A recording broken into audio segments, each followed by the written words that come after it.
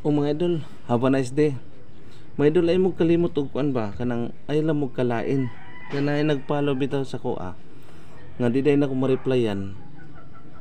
Ay kakuan kay ako kinatanawon. Tanawon jud na ako na siya. Sa imbis na pag-comment nimo, tanawon nako nga nag-comment ako, nag-message nako.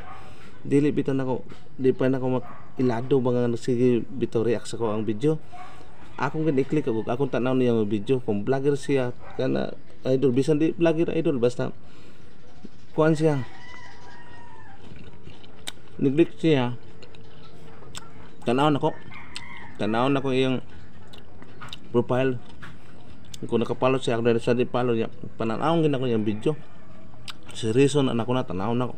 Pang-comment, pang-react, kung malang tanaw react na ako. Ang amalong kalahin mo ito lang. Basta ibisig-bisig ko. Kung gawin ka ng